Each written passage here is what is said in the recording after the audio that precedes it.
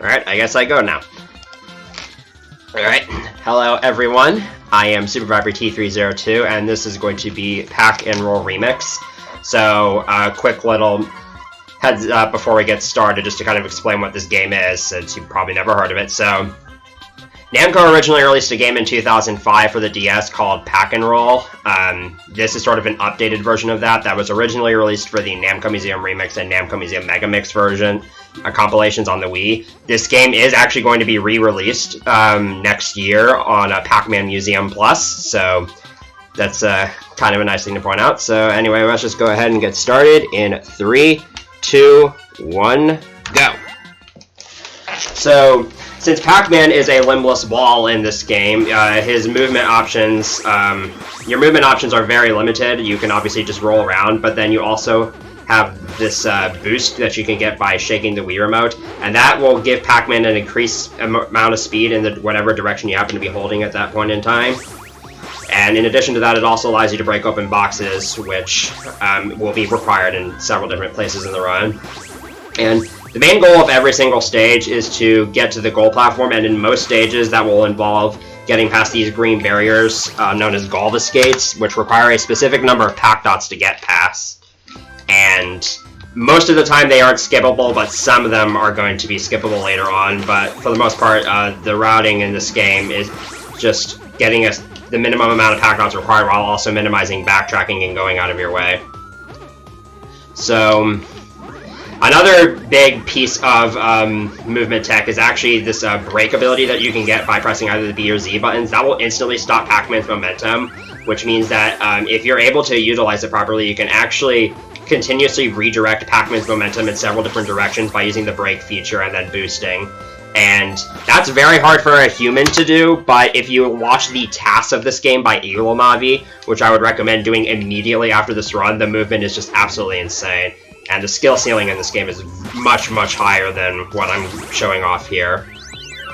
And another thing that's useful about braking is that after I boost into those boxes, normally I would get like a pretty massive recoil, but by braking after I hit the boxes, I can actually prevent that recoil from happening, which allows me to avoid having to do extra movement, and also is just a little bit safer in some instances. So in 1-4, I'm going to be introduced to the Night Pack card, so this makes Pac-Man a little bit heavier, and as a result, he's actually able to break these metal boxes, which normal Pac actually can't do, and it can also go underwater, which will be required in some cases. The downside is, though, he is much slower, so and he's a lot heavier too, so he doesn't get as much height when you like boost off, when you become airborne, he doesn't get as much height. But then this next power-up that you're supposed to get in 1-5 is actually supposed to be the opposite of that. It's Light Pack. However, I'm actually going to be skipping over that power-up in this stage, because since normal Pack has slightly faster ground movement, I'm going to be able to, well, maybe not anymore, but I would actually be able to make a faster platform cycle by about 8 seconds. And normal Light Pack's physics are actually pretty broken, so when you boost and you go off of an incline, you can actually gain quite a bit of height. You might see that here. Okay, I barely made the cycle even with that mistake. And with Light Pack, you stay in the air for much longer and you get even more height, so that can be useful for a lot of interesting strats, the first of which you're actually going to see in this level. So, in this level, I'm going to grab the Night Pack card, go underwater, and then grab the Light Pack card, and then I'm going to resurface. I'm going to use a slope boost here to get to this platform, which you're not normally supposed to do until you get to the end of the stage. And then by using a ledge grab hop from here, I can just jump into the goal platform, and that skips the gate in that level entirely. So that's the first of many gate skips in this game. Now this level also has a gate skip, but unfortunately it is not humanly viable, and it is probably doubtful that it ever will be, but again, it is seen in the tasks. This level does have a couple small shortcuts you can do. It has these jump pads that allow you to skip up to these higher levels a bit earlier. So the reason why you can't skip the gate in this level easily is because you need this Light Pack card to traverse this section. With normal Pack, it is just barely possible to boost up to these final sets of bounce pads, but it's extremely precise and unlikely to ever be pulled off by a human. And then this level is an absolute tease. So The gold platform is actually located right behind where you start in 2-3, but it's not possible to slow boost to it and skip the entire level, which would save over a minute, so I do have to play through this entire level. But what's even worse is that the skip is actually possible in the DS version of the game, but not this game due to the change in physics, which is kind of annoying. So yeah, there's a lot of pack dots you gotta collect in this level, and that's one of the things that goes into sort of the routing in each of these stages, is that oftentimes if you don't have to go too far out of your way in certain sections, then it actually might be advantageous to grab as many pack dots as possible so that in the later sections you minimize the amount of going out of your way that you have to do. So that section was a pretty good example, although it could have been done a lot faster. And then here we have the bowl. I'm just going to kind of go from the outside in, and I'm going to try to end with exactly 70 pack dots. So you'll notice in the lower left-hand corner is the amount of pack dots I currently need for the current gate, and in the upper left-hand corner is how many pack dots I currently have in my inventory. The upper right-hand corner is how many I have total. So yeah, unfortunately this is one of the longer levels in the game, but nothing you can do about it. And now we're on to the first boss fight. This is Galvez. He's sort of the main antagonist of the original Pack and Roll, though he doesn't really get a story in this game. The fights are pretty much scripted. You basically have to eat 3 power pellets in order to make Galvez vulnerable, and then you can eat him they have to do this a total of 3 times, and the power pellets always appear in the same spots, so if you just know where they are ahead of time, then these fights are pretty straightforward. Although this fight is actually ridiculously hard to optimize because I have to kind of wait for Galvez to get close at the end of each of the phases, otherwise I'd have to chase him down. So I'm using Night Pack there just to get that metal box out of my way, and it doesn't really matter because I'm going to have to wait for Galvez at the end here anyways. Okay, there we go. And that's it for World 2, so now we're going to be heading on to World 3. And 3-1 is one of the more reset-heavy levels in the run. It's not that difficult, but there's a lot of really precise things you have to do, and one slip up costs you a massive amount of time, which is a big problem with how optimized this game is getting. So, it doesn't matter too much how fast I play in this section of the level. I've tried coming up with a better route and just can't. But there's a cycle after the first gate, about 40 seconds into the level, that requires decent gameplay in order to make. I also cannot miss a single pack dot in this first section of the route. So, and ghost movement is entirely RNG, so sometimes these ghosts can just be in your way. I got pretty lucky there, but sometimes it's a lot worse. So I'm going to grab the light pack card, and I need to make this cycle, but now I can actually skip having to ride the cars for the rest of the stage. Okay, that is really, really bad. So that's sort of the thing that can happen. So what I was trying to do there is use ledge grab hops to hop between the platforms, but getting a ledge grab in this game is sort of finicky, and if you miss it, you fall all the way off, so that's about a 10-second time loss. But now that I've gotten past that, I can actually just skip the car for the rest of the level, because I can actually slow boost to these final 2 sets of platforms. And as you'll notice, I'll have exactly enough pack dots to finish the level. So if that mistake happened, if I was going for a world record, I probably would have had to reset. Alright. So 3-2 has a bunch of different options for how you can go about the beginning of this stage. There's a variety of different routing possibilities. Those ghosts are an absolute pain to get past. Sometimes you don't get enough momentum to just boost past all of them, and then you run into the ghost. So I need Night Pack here to grab some underwater pack dots in order to have enough to open the first gate. And like I said, Night Pack lets you sink underwater, so you can do this. And so, coming up, there's a normal pack card that I'm going to grab. It's actually possible to inch past the normal pack card without grabbing it, which would allow you to skip eating Blinky in this section here in order to get another Night Pack card. But normal pack actually moves so much faster than Night Pack that it's actually worth it to just go ahead and take the normal pack cards and then just kind of go out of your way here to eat Blinky. That wasn't too bad of a stage. IL time of about 57 seconds is really good. And you might have noticed that I stalled there at the end. I'll explain that in a second. So 3-3, this level is entirely about cycles with these moving ghost platforms. And so most of the cycles are pretty lenient as long as you have pretty decent control of Pac-Man. So For the most part, if you play this level the same way every time, you should get around the same in-game time every time.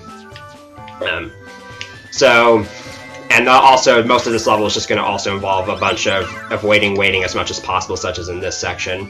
So you saw that I waited for a little bit at the end of the previous level, and that's because if you beat an IL time, in-game time, or improve a score of any kind, then the game will autosave, which wastes up to about 4.5 seconds, and you want to minimize that as much as possible. And you might be wondering why I'm even playing with autosave on, because you might have also noticed that I already have the entire game beaten, and you're like, this is an any percent run, why is that the case? Nothing changes in the base game between when you complete it the first time and when you play through it beforehand, and Namco Museum Megamix autosaves by default. So, it's just a bit more convenient way of running the game. And you'll also notice that I have 7 bars of health there in the lower right-hand corner, which is achievable through... You normally start off with 3, but there are various hidden pizzas throughout the game that add 1 unit of health to your life bar. And that will actually be useful in a later stage. So, 3-4 is a particularly stingy level because you want to miss as few pack dots as possible in order to save time at the end of the stage. I've already missed 2, which is actually not that good. So right there, I boosted into the water to grab that normal pack card again, just because normal pack will allow me to go through this section so much faster. So the reason why I want to avoid missing pack dots here is because there's a roller coaster at the very end of the stage that I have no choice but to ride, because there's no way to skip the final Galvez gate. And this roller coaster is basically a super long auto-scroller that I have to ride until I get enough pack dots. So pay close attention to the upper left-hand corner, and once that pack dot count reaches 80, I can actually just roll off the edge and die, and I will respawn back at the checkpoint prior to this roller coaster, but with all the pack dots still in my inventory, which will speed it up by about 10 to 15 seconds or so.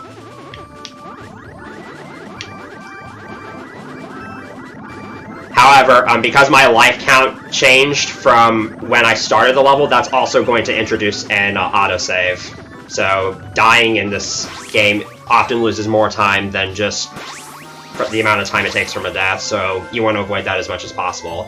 But here, the time loss from dying is outweighed by the time saved from skipping the last part of the auto-scroller. Right. So here you have the World 3 boss. This is definitely the scariest boss fight in the run, because you have very, very little room to move around, and when you're trying to go fast, it's super, super easy to bump into Galvez or just get knocked off and die. And if you die in a boss fight, then you have to restart the entire fight, which can be a massive time loss. So I lingered around at the start of that phase there in order to make timing that first eat a little easier. I actually didn't want to grab that normal pack card, because I was intending to use light pack to fly from that leftmost power pellet all the way to the top one. And then here I'm going to try to eat the power pellets at specific times so I can keep Galvez stunned. Alright. Not too great of a stage, but I didn't die, so that's all I can ask for. And then World 4, this is definitely the hardest world in Pack-and-Roll Remix any percent speedruns. There's a lot that can go wrong here, and there's a lot of really difficult tricks that I have to go for here. So 4-1, this is not starting off too well. So 4-1, you're normally supposed to go through every section here and grab every pack dot to open up all these gates. The third and fourth gates are actually skippable using a very, very precise trick. And I'm only going to attempt this once because it's stupidly hard. Alright, come on. Let's see if I can get this. Alright, I didn't get it, so I'm just going to go through the level normally. So what I was trying to do there was what's called a bounce boost on top of these bounce pad platforms. And that would have given me enough momentum to fly over the barriers guarding the fourth section, which would allow me to skip the third and fourth gates here. And that can save up to about 10 to 15 seconds, but it's super precise and requires a frame-perfect motion control-based input. It has only ever been hit once RTA, so that should give you an idea on just how precise it is.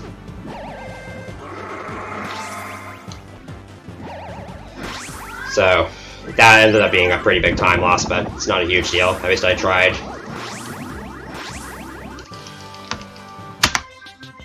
Right, 4-2 is a pretty straightforward level, quite literally. You just kind of have to go through and dodge all these obstacles and get all the pack dots. There's a lot of obstacles here, which means you'll be taking a lot of damage, but there's a lot of health refills that I can use to make that to allow for some damage boost strategies, such as right here. So I'm going to be grabbing Light Pack here for a brief period just to skip some of these platforms. This level also has gate skips that are currently task only. You can use Light Pack and Slope Boost to get around the last 2 gates without having to open them, which saves minimal time compared to some of the other gate skips in this run. And they're super, super precise, and failing them equals death. So it's very unlikely that they will also be in RTA, but they are in the tasks. And the reason why skipping Galvez gates is usually pretty difficult is because most of them have giant invisible walls around them, and the ones in this level actually have wind that tries to push you away from the edge, which makes it usually impossible in most situations. So how fast I play in this first part of the level doesn't really matter that much because I'm bound by a platform cycle after the first gate. The task can make it a platform cycle faster than this, but yeah, it might have looked like I just barely missed that cycle, but you can. I've not been able to make that in real time. But fortunately, this cycle is very lenient.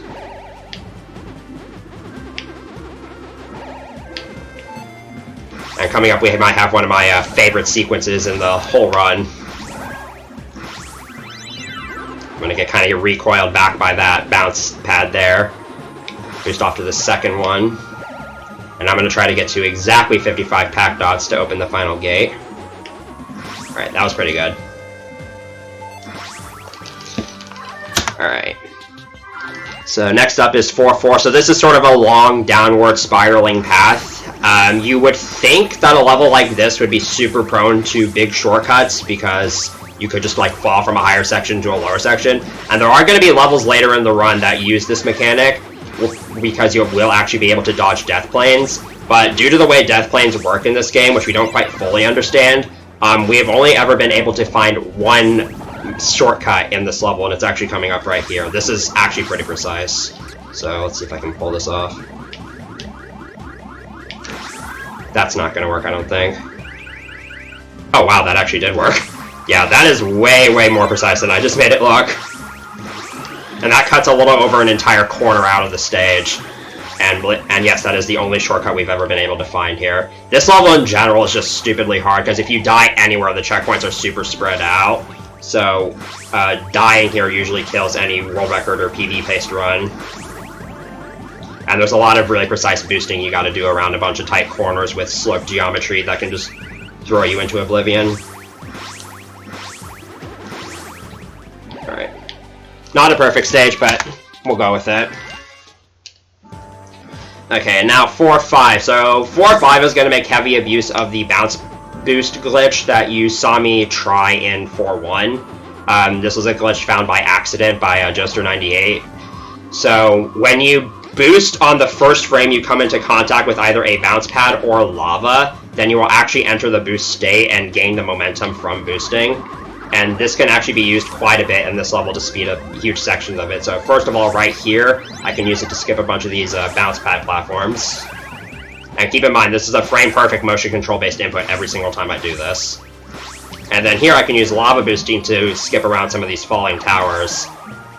So as you can see, the extra bars of health are really, really useful in this level. I meant to do another bounce boost there, but that's fine.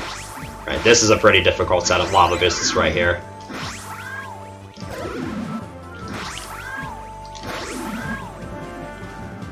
Alright, so this second part of the level is also cycle-based. You can make it a cycle faster than this, but it's very, very tight to make that. And we just need one final set of lava boosts. And there we go. That was a pretty good stage overall.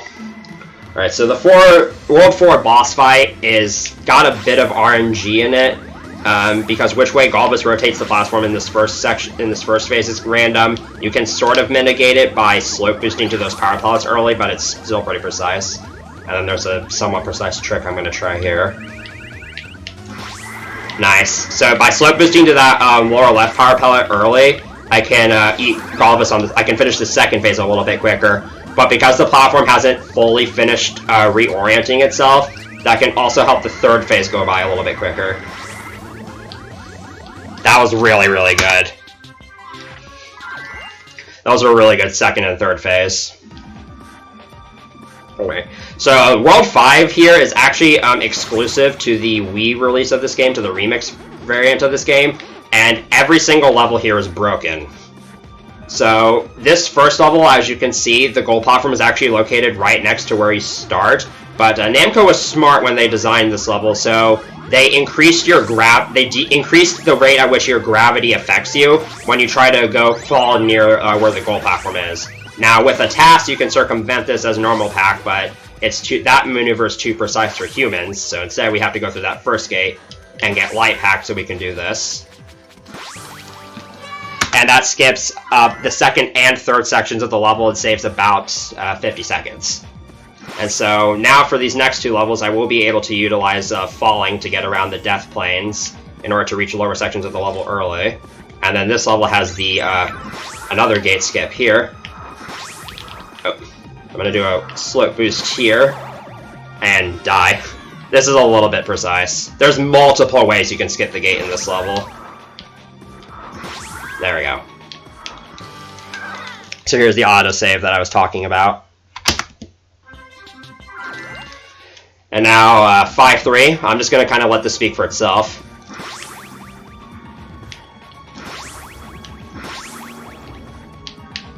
There's that level. Alright, so 5-4 also has a gate skip that is RTA viable, but it's not very marathon safe because it only saves about 10 seconds. It's super precise, and failing it loses way more time than the skip actually saves. So for marathon safety, we're just going to take the 10-second deficit and actually do the non-gate skip route. But there's still some pretty cool tricks to show off in this level, so it's not a huge deal. So yeah, the gate skip here would just be boosting from here to the platforms behind where the gate is. It's much more precise than you think. And it honestly doesn't cut out much. But there is another big skip in this level that is actually worth doing because it actually does save a pretty big amount of time. So near the end of this section here, there's going to be a section with a jump pad with some light pack cards in front of it, and they can enable me to do this. So that skips like the last 25 to 30 seconds of the level right there. Alright, now we're on to the final boss fight. So there's actually two phases to this fight. Okay, that is super, super unlucky. I just ate 2 power pellets on the same frame, which only counts as 1.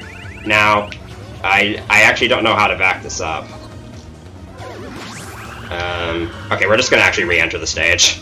That was super unlucky. That's the first time that's ever happened to me. So there's a lot of pretty fast movement you gotta do in this first phase of the fight. So sometimes stuff like that can happen. And a lot of these boosts I'm going to be going for are actually pretty risky, because if you boost at the slightest wrong angle, then you'll just fall off the stage and die. And it's also very easy to fall into one of these gaps between the gears or get knocked off by Galvez. Alright, there we go. So, in the second phase of the fight, I'm going to get to utilize another pretty cool strategy. So, Galvez is going to spawn in these ghosts that have power pellets on them. But I'm actually going to avoid eating them for the first and second phases of the fight, because if I save 3 power pellet ghosts until the third phase of the fight, I can eat them as Galvez is spawning them in and do damage to him. Okay, that was super stupid of me. And if I can get all 3 hits on him before he finishes spawning in, I can actually cancel him spawning in. So the route here is going to look kind of strange, but trust me, this is faster. And now my cycles are off because I died, so this is going to be a bit interesting.